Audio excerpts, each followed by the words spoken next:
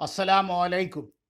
میں ظہیر میاں اپنے یوٹیوب چینل ظہیر روحانی فائدے میں اپنے سبھی ویورز کا استقبال کرتا ہوں۔ اعوذ باللہ من الشیطان الرجیم، بسم اللہ الرحمن الرحیم۔ پناہ مانگتا ہوں اللہ سبحانہ وتعالی کی شیطان مردود سے۔ اللہ کے نام سے شروع جو نہایت مہربان رحم فرمانے والا ہے۔ عمل محبت کے لیے محبت کا ایک چھوٹا سا عمل پڑھیں، مستفیض ہوں۔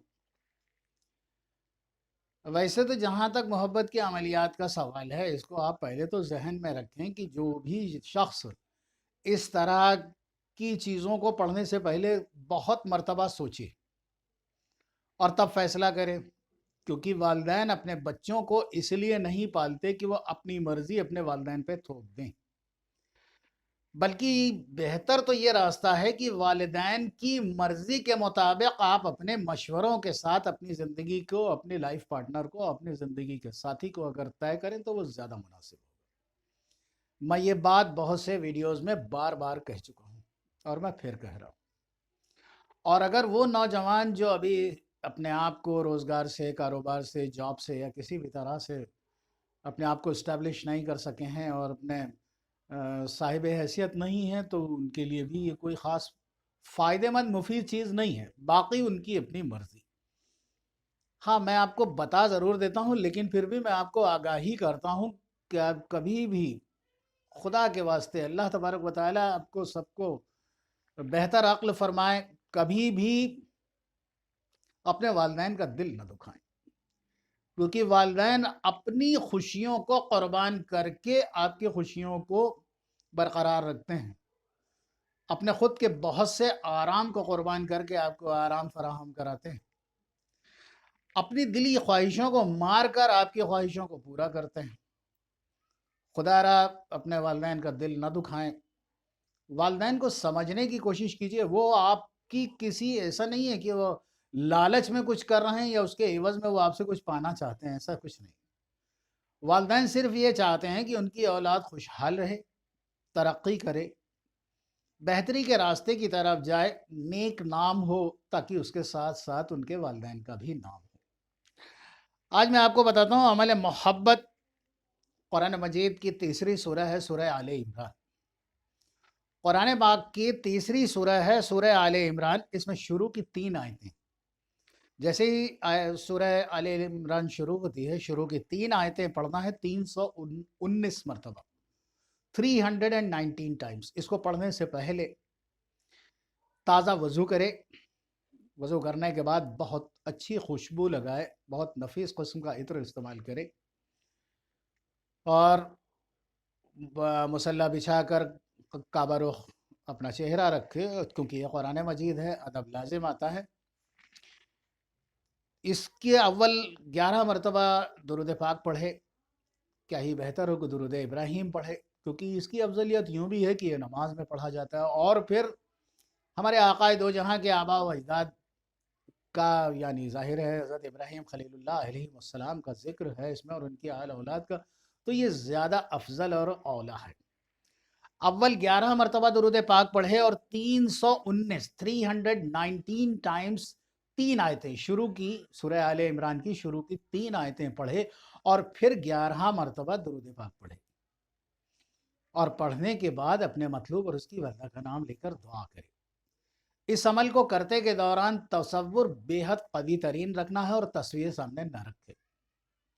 یہ بار بار کہہ رہا ہوں کہ تصویر سامنے نہ رکھیں، تصویر قطعی سامنے نہ رکھیں، صرف اس کو ذہن میں ہی بسا کے اس عمل کو کریں۔ اللہ رازق و رزاق ہے، حی و قیوم ہے، قادر و مقتدر ہے، ہر چیز پہ قادر ہے، وہ جسے جو چاہے دیتا ہے، اور جس سے جو چاہتا ہے وہ لے بھی لیتا ہے۔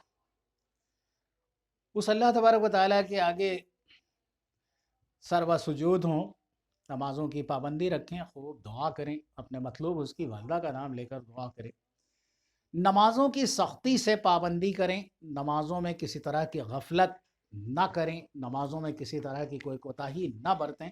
اور وہ سورہ آل عمران کی شروع کی 3 آیتیں کون سی ہیں وہ میں آپ کو پڑھ کر بھی سنائے دیتا ہوں۔